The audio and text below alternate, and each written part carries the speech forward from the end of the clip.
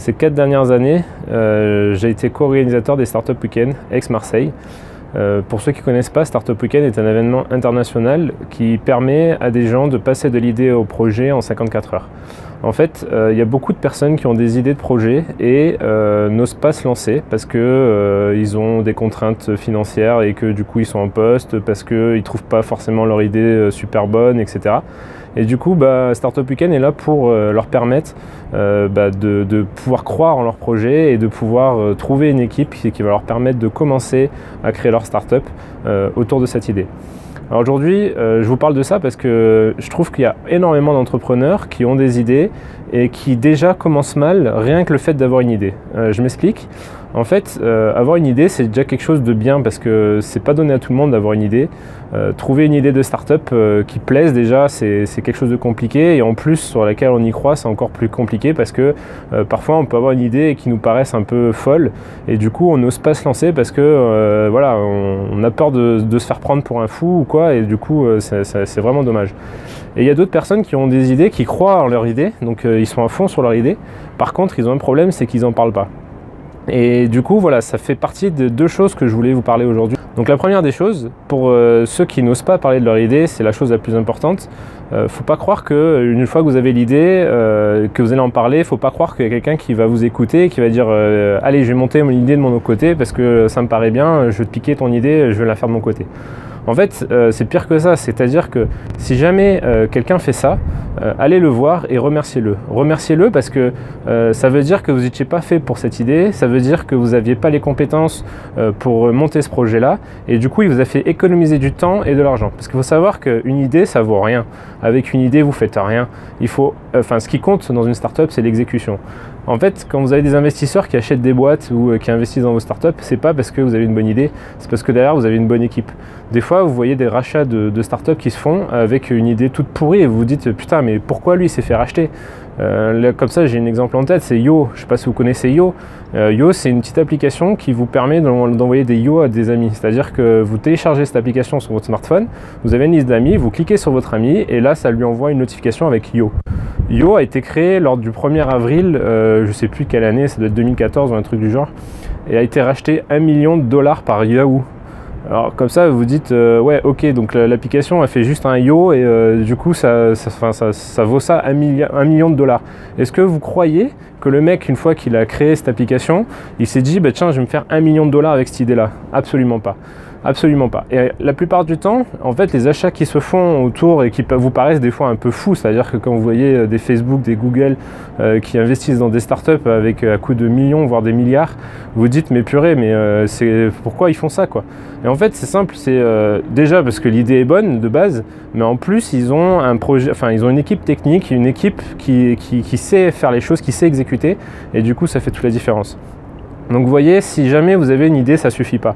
Avec une idée, vous ne faites rien. Par contre, c'est l'exécution de cette idée qui fera la différence et qui fera que vous puissiez réussir dans votre startup ou pas. Donc il ne faut pas avoir peur de parler de votre projet, il ne faut pas avoir peur d'aller voir les gens et de leur montrer ce que vous souhaitez faire, il ne faut pas avoir peur d'approcher justement et de présenter votre idée. Au contraire, en plus de ça, l'avantage de présenter son idée comme ça, c'est que ça vous permet aussi d'avoir un premier feedback. Vous savez, les études de marché aujourd'hui, il y en a de moins en moins, dans le monde des startups c'est même inconnu, je ne crois pas avoir vu une startup dans ma vie ici qui a fait une étude de marché sérieuse et qui s'est lancée suite à cette étude de marché. Une startup, c'est ça, on teste le marché en réel, on teste le marché avec des produits qui marchotent un peu et c'est comme ça qu'on voit si ça peut prendre ou pas. Et du coup, parler de votre idée, ça vous permet d'avoir un premier feedback autour de gens que vous connaissez ou que vous connaissez moins. Et du coup, ces gens vont vous faire des retours sur cette idée, vont vous dire bah ouais, c'est une idée qui est géniale, ça peut m'intéresser ou pas. Et même pire que ça, ces gens-là vont pouvoir vous apporter aussi d'autres idées que vous allez pouvoir développer autour de votre projet. Et puis si jamais il y a quelqu'un qui se dit tiens, je vais créer ce projet-là parce que je trouve l'idée géniale, croyez pas que ce sera plus facile pour lui ou pour vous, c'est complètement faux. Il faut que vous réussissiez à exécuter le projet correctement et si c'est le cas, vous n'avez pas de souci à vous faire. Au-delà de ça, avoir une idée, dès que vous avez une idée, il y en a je sais pas, je crois que dans le monde entier, il y a 50 personnes peut-être dans la même seconde qui ont la même idée que vous. Donc vous voyez, c'est pareil, il n'y a pas que vous qui avez eu l'idée, c'est-à-dire que vous pouvez avoir l'idée la plus folle, en fait il y a la même personne, une autre personne dans l'autre bout du monde qui a eu la même idée que vous, au même moment, au même instant. Donc faut pas croire que vous êtes l'unique personne à avoir eu l'idée de faire ce que vous souhaitez faire, et au contraire, il ne faut pas stagner là-dessus, il ne faut pas rester là-dessus, et il faut commencer à développer, commencer à trouver une équipe, et justement en parler. Et le fait d'en parler aussi, l'autre avantage, c'est que du coup, il y a le bouche à oreille qui va commencer à fonctionner à l'échelle de votre ville. Parce qu'il faut savoir que déjà, pour monter une startup, il faut avoir des utilisateurs ensuite de votre produit. Et ça, en fait, c'est la partie peut-être la plus compliquée lorsque vous avez développé un produit. C'est d'acquérir des utilisateurs, de pouvoir voir des utilisateurs qui utilisent votre produit. Et déjà, si vous arrivez à le faire utiliser dans votre ville, c'est déjà un grand pas avant de s'attaquer sur le marché national, voire international. Et du coup, c'est peut-être plus qu'important de parler de votre projet dès que vous en avez l'idée, afin de commencer à faire parler de vous, afin que les gens commencent à s'imprégner sur le fait que vous allez monter ce projet-là. Et du coup, comme ça, vous serez un peu le référent dans votre ville sur une idée précise. Ensuite, je voulais parler des gens qui ont une idée, mais qui ont peur de se lancer. Qui ont peur de se lancer parce qu'ils se disent que leur idée n'est pas bonne, parce qu'ils pensent que leur projet pourrait marcher mais sans plus. En fait, déjà, il faut fixer vos objectifs, c'est-à-dire que une fois que vous avez votre idée, que vous voulez lancer votre start-up, faut savoir que vous n'allez pas être forcément millionnaire, voire milliardaire, mais certains vivent de leur start-up correctement, sans plus, et c'est déjà quelque chose de vraiment bien. C'est-à-dire que travailler pour soi, travailler pour un produit auquel on croit, c'est ce qui est le plus important dans la vie, au-delà de fait de faire des millions, voire des milliards d'euros. C'est déjà de se faire plaisir dans son travail, de se faire plaisir dans sa start-up. Et du coup, il n'y a pas de mauvaise idée en fait. C'est vrai que pendant ces 4 ans, j'ai pu voir pas mal de projets défiler. Alors il y en a certains qui présentaient des projets juste pour rigoler, d'autres des projets plus sérieux. En fait, il y en a qui viennent pour apprendre, il y en a qui viennent pour entreprendre, il y en a qui viennent pour toute autre chose sur les startup week-end. C'est ça qui est intéressant du coup.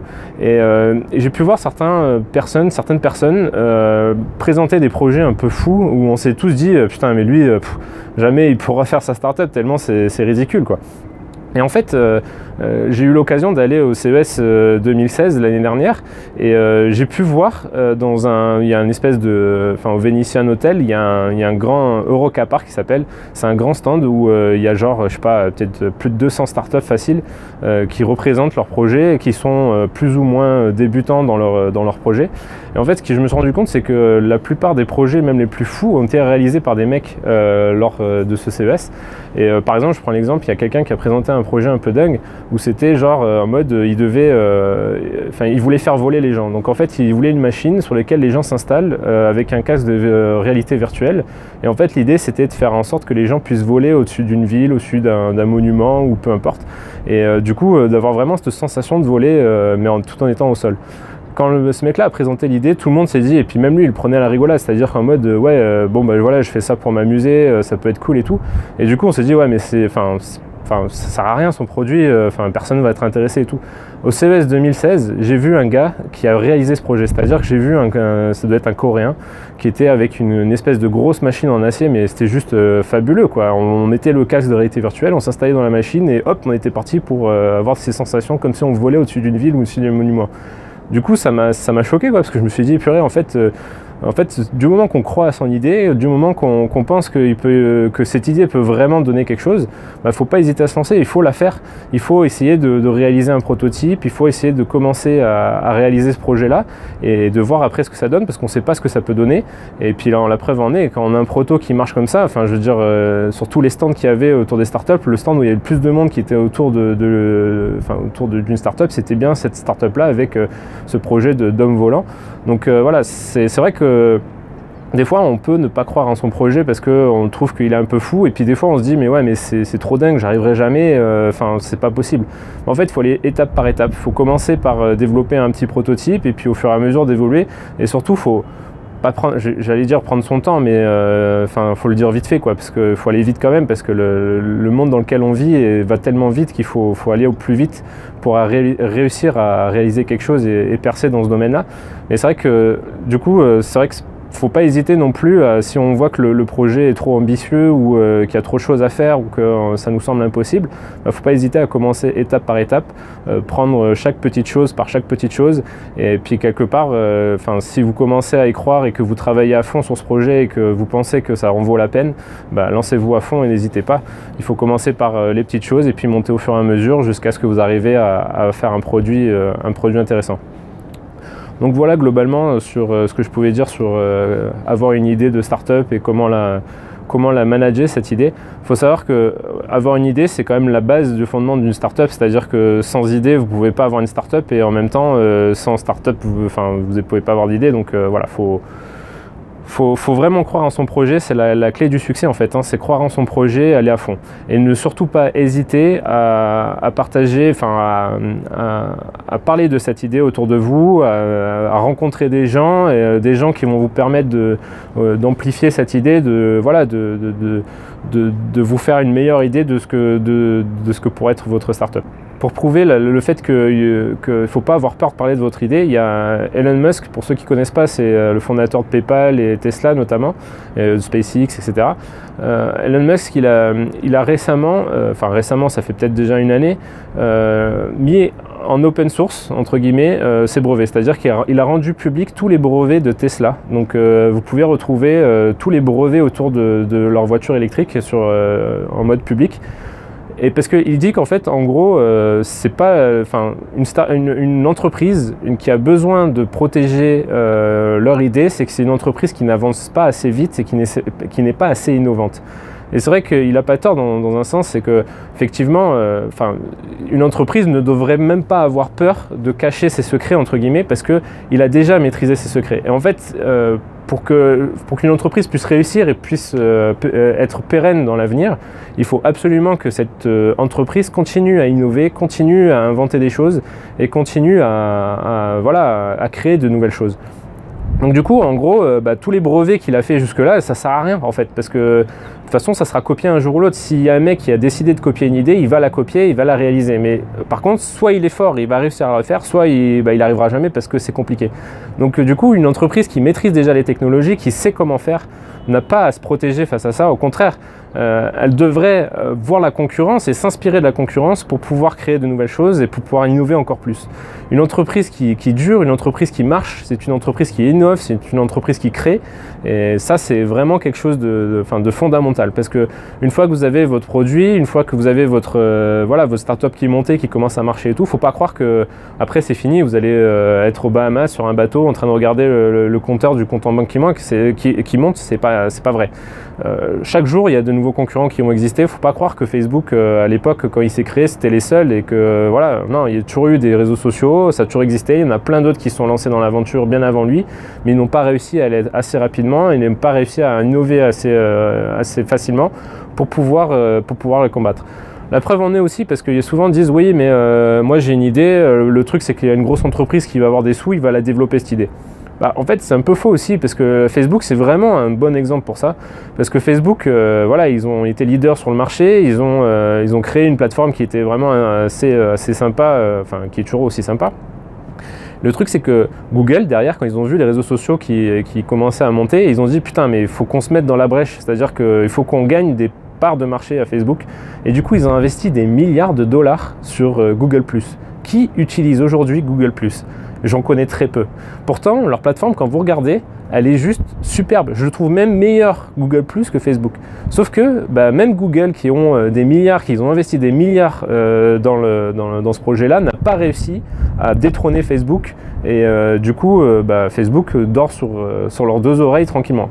C'est vite dit aussi parce que eux aussi innovent énormément et eux aussi font que ils trouvent toujours des nouvelles choses à faire, des nouvelles mécaniques, etc. pour intéresser les utilisateurs et pour que les utilisateurs n'essayent de ne pas se lasser de leur réseau social. Et vous voyez que quelque part Facebook innove constamment, c'est-à-dire que ça a créé depuis 2004. Je suis pas sûr qu'il y a une année où Facebook a stagné et n'a pas sorti de nouvelles fonctionnalités, n'a pas fait quelque chose qui peut permettre de révolutionner un peu leur utilisation, alors qu'ils pourraient se le permettre parce qu'ils ont des millions d'utilisateurs, ils sont tranquilles, ils ont des milliards, mais ils continuent constamment à innover, trouver de nouvelles choses. En fait, c'est ça, en fait. Une startup, ça ne finit jamais de vivre et c'est ça qui fait la différence entre une startup qui va marcher et une startup qui ne marche pas. C'est la capacité d'exécution, la capacité d'être rapide, la capacité d'innover. Donc voilà, c'est vraiment des choses importantes. Voilà, c'était une première vidéo, j'espère qu'elle vous a plu. N'hésitez pas à mettre des commentaires pour qu'on puisse en discuter éventuellement. Et puis à vous abonner à la chaîne parce que je vais faire d'autres vidéos très rapidement. Donc je vous dis à bientôt.